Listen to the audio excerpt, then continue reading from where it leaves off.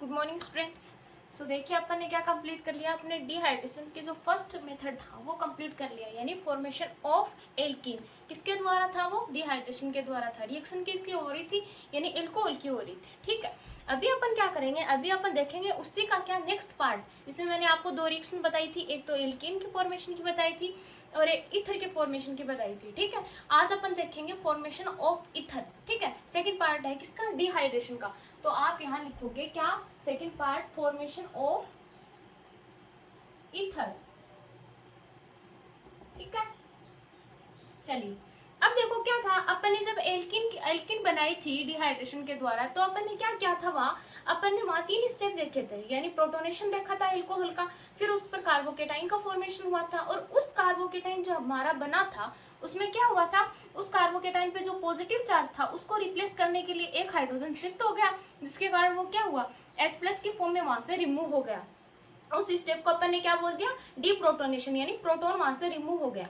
इस रिएक्शन में आपको ये तीनों स्टेप तो मिलेंगे ही मिलेंगे, लेकिन क्या मिलेगा, एक स्टेप और इंक्लूड हो जाएगा, जिसको अपन क्या बोलेंगे, न्यूक्लियोफिलिक अटैक। देखिए कैसे।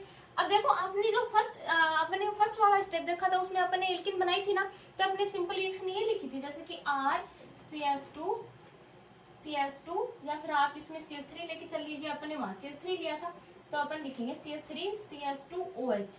ठीक है, फिर अपन ने यहाँ क्या किया था, अब देखो ये क्या है, जब अपन एल्किन बना रहे हैं ना, तब टेम्परेचर की वैल्यू यहाँ कितनी होगी, 433 से 443 केल्विन टेम्परेचर रखा जाएगा।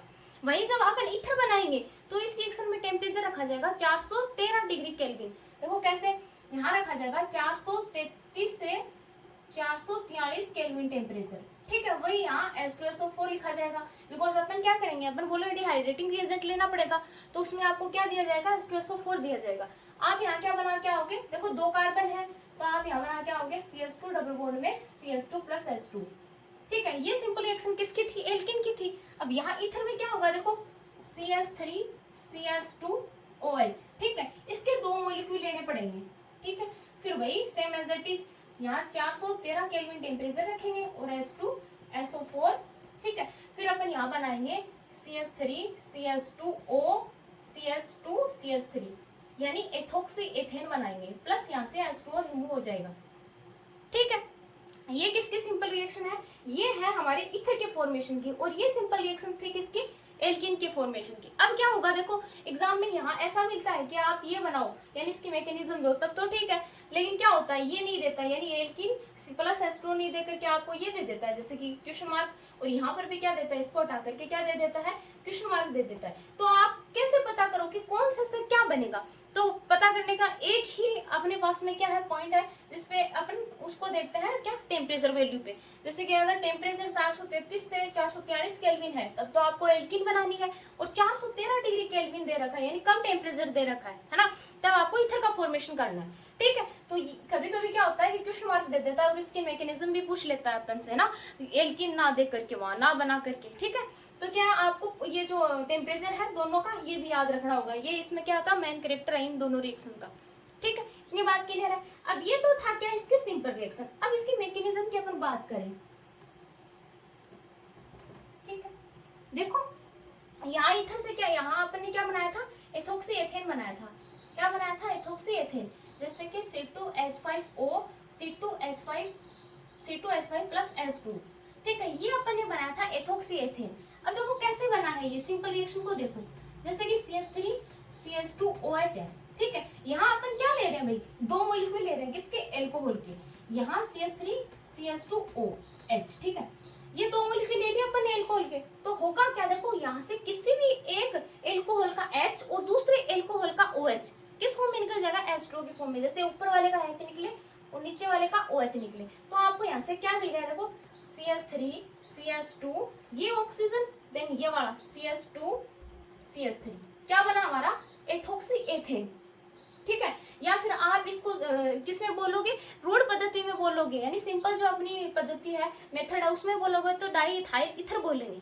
ठीक है, बिकॉज इसमें ये क्या है, एक अपना सम्मित जिसको ईथर बोलते हैं वो है, मिक्स्ड नहीं है इसमें, है ना, दोनों तरफ के, यानी ऑक्सीजन के दोनों तरफ के जो अपने एल्काइल ग्रुप है वो सेम है। ठीक है, वही अपन अगर बात करें कि भाई अगर ऐसा हो जाए CH3O C2H5 हो जाएगी, यानी एक तरफ मिथाइल मिले एक तरफ एथाइल, तब अपन इसको क्या नोट करेंगे, अपन इसको बोलेंगे मेथोक्सी एथेन, यानी जो कम कार्बन होती है उसके तरफ ऑक्सीजन को ऐड कर देना है, और जो मैन अपना जो दूसरा ग्रुप है ना, सेकंड ग्रुप है, उसको मैन ग्रुप की फॉर्म में अपन को लिख लेना है। इतनी बात समझ में आ रही है। बट अपन ये किस में बात करेंगे, जब अपन इथर पढ़ेंगे तब उसके नेमिंग की। फिलहाल आप इसमें ये जो हमारा प्रोडक्ट बना है इसका नेमिंग आप याद रखिए, ये है हमारा एथोक्सी एथेन। मैं लिख देती हूँ यहाँ एथोक्सी एथेन, ठीक है, या डाई इथाइल इथर, ठीक है, ये है इसका नाम। ठीक, अब देखो मैकेनिज्म में क्या होगा, मैकेनिज्म में वही वाला अपना फर्स्ट पद जो अपने फर्स्ट स्टेप या फर्स्ट पद जो अपने किस में देखा था, एल्किन के फॉर्मेशन में देखा था, यानी प्रोटोनेशन ऑफ एल्कोहल। तो आप यहाँ लिखोगे फर्स्ट लगा करके प्रोटोनेशन ऑफ एल्कोहल, ठीक है। अब देखो होगा क्या, वही अपना तो CH3 CH2OH चल रहा है, यानी अपना क्या चल रहा है, एथेनॉल चल रहा है। तो अपन यहाँ लिखेंगे CH3 CH2OH, ठीक है। इसका प्रोटोनेशन करना है, तो वही वाली बात पता है अपन को कि इसमें क्या करना होगा, अपन का जो अपन ने क्या लिया, डिहाइड्रेटिंग रिएजेंट लिया है H2SO4, उसका H क्या करेगा, इस ऑक्सीजन के लोन पेयर प्रेजेंट है उन पर क्या करेगा, न्यूक्लियोफिलिक इलेक्ट्रोफाइलिक अटैक करेगा। जैसे कि देखो यहाँ ऑक्सीजन पर क्या है, हमारे लोन पेयर प्रेजेंट है। अब ये स्टेप आपको पता है रिवर्सिबल होगा, बिकॉज यहाँ क्या है, बनने वाला जो प्रोडक्ट होगा वो रिएजेंट में कन्वर्ट हो सकता है, या फिर ये रिएजेंट होता है वो प्रोडक्ट में कन्वर्ट हो सकता है, इसीलिए अपन इसको रिवर्सिबल साइन से शो करते हैं। तो अपन क्या लेंगे भैया, जो HSO4 का जो H+ है वो यहाँ क्या लेंगे, इलेक्ट्रोफाइल की फॉर्म में लेंगे, और ये क्या कहाँ अटैक करेगा, इस न्यूक्लियोफाइल पे, है ना। अपन क्या बोल सकते हैं, या फिर अपन बोल सकते हैं कि जो न्यूक्लियोफाइल होंगे वो इलेक्ट्रोफाइल को अपनी ओर अट्रैक्ट करेंगे। तो देखो बनेगा क्या, यहाँ से आपका CH3 CH2OH2, ठीक है, ऑक्सीजन पे आ गया पॉजिटिव चार्ज, बिकॉज देखो ऑक्सीजन की वैलेंसीज 2 होती है यहाँ, तो ठीक है। यहाँ देखो एक यानी 2 हाइड्रोजन ओवर अटैच है, यानी ये इस तरीके से है, जैसे कि यहाँ H और यहाँ ये CH2 वाला ग्रुप पूरा जुड़ा है, तो इसकी वैलेंसी देखो 1 2 3 हो गई, तो अपन क्या बोलेंगे, ऑक्सीजन पे पॉजिटिव चार्ज आ गया, ठीक है।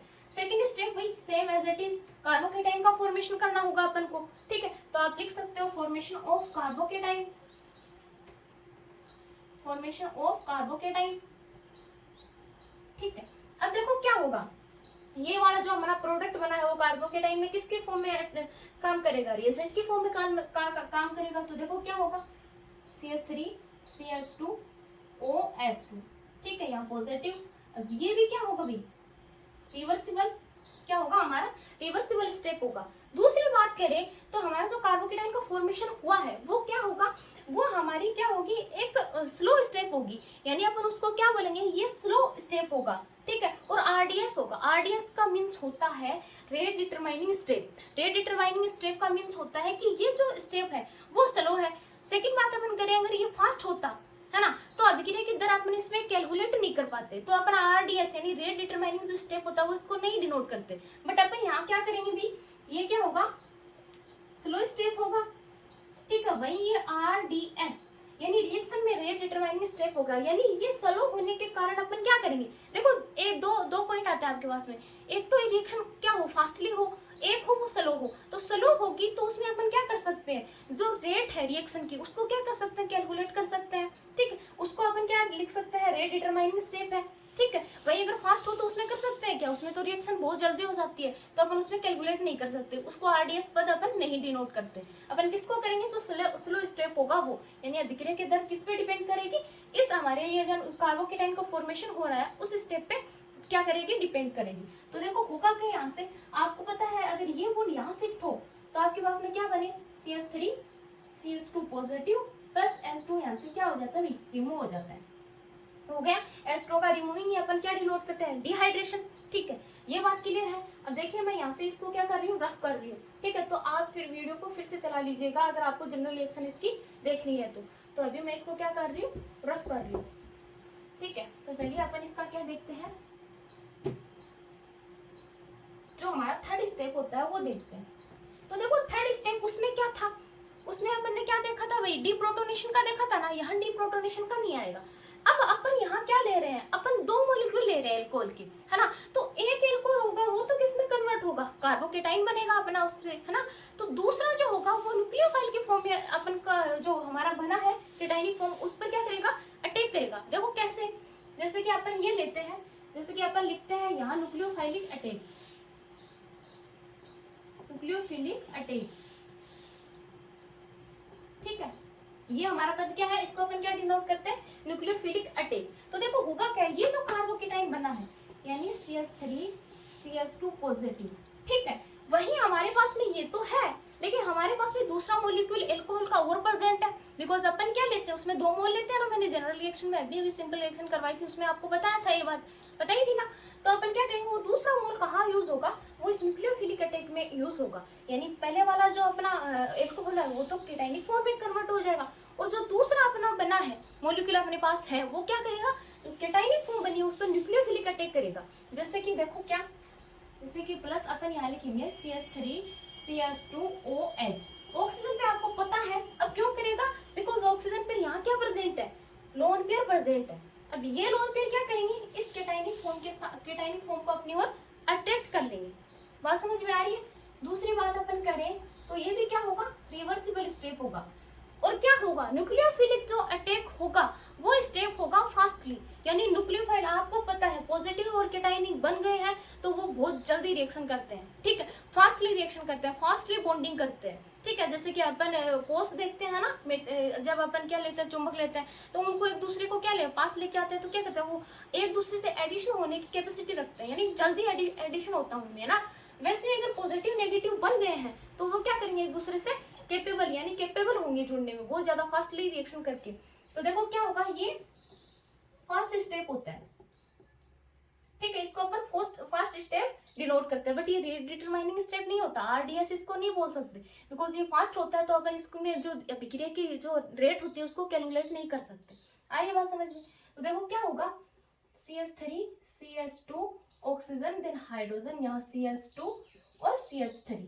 अब देखो यहाँ ऑक्सीजन पे फिर से पॉजिटिव आ गया, बिकॉज वैलेंसी देखो 1 2 3 तीन वैलेंसी हो गई, तो ऑक्सीजन पे क्या आ गया, अभी पॉजिटिव चार्ज आ गया। या कह सकते हो ये कमी होती है, वो जैसे ही ऑक्सीजन यहाँ एडिशन हुआ यानी नेगेटिव ये लोन पे यहाँ केटाइनिक फॉर्म पे ऐड हुए, तो ये जो कमी होती है वो किसने ले ली, ऑक्सीजन ने ले ली। अब देखो अपना अब जो स्टेप होगा वो होगा डीप्रोटोनेशन का। देखो कैसे, ये मैं क्या कर रही हूँ, रफ कर रही हूँ, अगर आपको किसी इसको नहीं समझ में आया है पहले तो आप इसको दोबारा चला लीजिएगा। जैसे कि देखो क्या होगा, यहाँ होगा हमारा फोर्थ स्टेप डीप्रोटोनेशन, यानी प्रोटॉन का निकलना। क्या होगा, प्रोटॉन का निकलना, वो किससे कंडक्ट होगा, इससे कंडक्ट होगा। जैसे कि CH3 CH2 oxygen then hydrogen CH2 CH3, यहाँ पॉजिटिव चार्ज है, अब आपको पता है, बट ये क्या नहीं होगा, भी ये रिवर्सिबल नहीं होगा, डीप्रोटोनेशन स्टेप क्या नहीं होगा, रिवर्सिबल नहीं होगा इस स्टेप में। यानी जो हमारा क्या था, फॉर्मेशन ऑफ ईथर जो है ये वाला अपना स्टेप है, उसमें क्या होंगे, जो 3 स्टेप होंगे ना वो रिवर्सिबल होंगे। लास्ट वाला जो डीप्रोटोनेशन का होगा उसको रिवर्सिबल शो नहीं करना आपको, तो आपको सिंपल जो क्या होती है साइन उससे ही उसको डिनोट करना है। अब देखो इस पॉजिटिव को क्या करना है, रिप्लेस करने के लिए ये हाइड्रोजन के जो इलेक्ट्रॉन होते हैं, इस बॉन्ड के जो इलेक्ट्रॉन होते हैं वो क्या करते हैं, इस पॉजिटिव को दिए जाते हैं, तो ये क्या होता है, अभी ये यहाँ से रिप्लेस हो जाता है, और ये जो पॉजिटिव चार्ज होता है वो हाइड्रोजन पे आ जाता है। कहने का मीन्स होता है कि ये यानी जैसे ही इसने अपने इलेक्ट्रॉन इस पॉजिटिव को दे दिए तो इसके पास में कमी हो गई, और ये किसकी फॉर्म में आ गया, केटाइनिक फॉर्म में, तो ये माइनस एच प्रोटोन की फॉर्म में क्या रिमूव होता है, और बनता क्या यहाँ से CH3 CH2O CH2 CH3, ये आपका बन गया डाई इथाइल ईथर, ठीक है, या एथोक्सी एथेन। आगे बात समझ में, ठीक है। ये आपके 4 स्टेप थे, इसमें कुछ नहीं करना है, फिर आपको सिर्फ एक ही चीज याद रखनी है आपको, क्या, न्यूक्लियोफिलिक अटैक, जो किसके द्वारा होगा, जो सेकंड उसका जो है हमारे पास में मॉलिक्यूल एल्कोहल का, वो क्या करेगा, जो फर्स्ट अपना क्या बना है केटाइनिक फॉर्म बनी है एल्कोहल की, उस पर न्यूक्लियोफिलिक अटैक करेगा। ठीक है। अब मैं आपको इसके है जो हमारे क्या है, जो प्रोटोनेशन होता है, जो स्टेप होते हैं उनकी एक बार समरी क्लियर करवा देती हूँ। देखो प्रोटोनेशन का मीन्स क्या हुआ, प्रोटोन में क्या हुआ, वो कंडक्ट हो गया यानी कन्वर्ट हो गया। जैसे कि अपन ने कोई भी एल्कोहल लिया, वो प्रोटोन के फॉर्म में यानी उसमें पॉजिटिव चार्ज आ गया, तो वो किस में कन्वर्ट हो गया, प्रोटोनेशन। उसका क्या होगा, प्रोटोनेशन। इस स्टेप को अपन ने क्या बोल दिया कि प्रोटोनेशन। सेकंड हमारा आया कि कार्बोकेटाइन का फॉर्मेशन। अब देखो प्रोटोन बन गया है ना, तो वहां कोई ना कोई हाइड्रोजन होगा, और वो हाइड्रोजन अपने क्या करेगा, इलेक्ट्रॉन को क्या देगा, उस पॉजिटिव को रिप्लेस करने के लिए देगा। तो वो किस में कन्वर्ट हो जाएगा, किसमें, कार्बोकेटाइन के फॉर्म में। थर्ड अपना क्या था इसमें, न्यूक्लियोफिलिक अटैक। तो न्यूक्लियोफिलिक अटैक में आपको पता है कि हमें क्या चाहिए भाई, न्यूक्लियोफाइल चाहिए, है ना। न्यूक्लियोफिलिक अटैक बोल रहे हैं तो न्यूक्लियोफाइल तो चाहिए इसमें। तो देखो होगा क्या, जो आपका कैटाइनिक फॉर्म बनी है वो किसके साथ ऐड होगी, इस लोन पेयर के साथ में, यानी ऑक्सीजन के पास में लोन पेयर प्रेजेंट है। तो अपन ने क्या बोल दिया कि ये इजीली क्या कर सकता है, न्यूक्लियोफिलिक अटैक कर सकता है। अरे वहां समझ में, ठीक है। फर्स्ट स्टेप तो क्या था, इलेक्ट्रोफिलिक स्टेप, बिकॉज वहां H प्लस ऐड हो रहा था, और यहाँ नेगेटिव, यानी नेगेटिव, इसको नेगेटिव भी बोल सकते हैं बिकॉज ये क्या है, लोन पेयर्स तो है ना। तो अपन इसको क्या बोल सकते हैं, न्यूक्लियोफिलिक अटैक। और वहाँ इलेक्ट्रोफिलिक अटैक भी अपन डिनोट कर सकते हैं प्रोटोनेशन को, बिकॉज जो H2SO4 का जो H प्लस होता है वो वहाँ H प्लस के फॉर्म में वहां जुड़ता है, ठीक है। और यहाँ किस फॉर्म में जुड़ा है, ये नेगेटिव के फॉर्म में। तो नेगेटिव अगर साइन आता है तो आप न्यूक्लियोफाइलिक अटैक बोल सकते हो, और अगर पॉजिटिव आता है तो आप इसको इलेक्ट्रोफाइलिक अटैक बोल सकते हो। अरे बात समझ में, ठीक है। इलेक्ट्रोफाइलिक अटैक बोल सकते हो। फिर अपन बोल सकते हैं कि डी प्रोटोनेशन, ठीक है। तो देखो अपना क्या बन गया है, ये प्रोटोन के फॉर्म में बन गया है। अब आपको पता है कि हाइड्रोजन अगर अपने इलेक्ट्रॉन इस पॉजिटिव को रिप्लेस करने के लिए दे, तो वो किसके फॉर्म में निकले भाई, H प्लस के फॉर्म में निकले। और H प्लस को ही अपन क्या बोलते हैं भाई, प्रोटोन बोलते हैं। तो डी का मीन्स होता है निकलना, और प्रोटोन यानी प्रोटोन का निकलना। तो अपन क्या बोल सकते हैं, इसको डी प्रोटोनेशन हुआ है, यानी H प्लस यहाँ से रिएक्शन में रिमूव हुआ है। इतनी बात क्लियर है। यहाँ होता है आपका डिहाइड्रेशन कंप्लीट, ठीक है। अगर आपको इस रिएक्शन में यानी दोनों ही स्टेप में कोई दिक्कत होती है तो आप मुझे कमेंट में पूछ सकते हो, ठीक है। नेक्स्ट वीडियोज में अपन नेक्स्ट रिएक्शन लेके चलते हैं। Okay students, okay.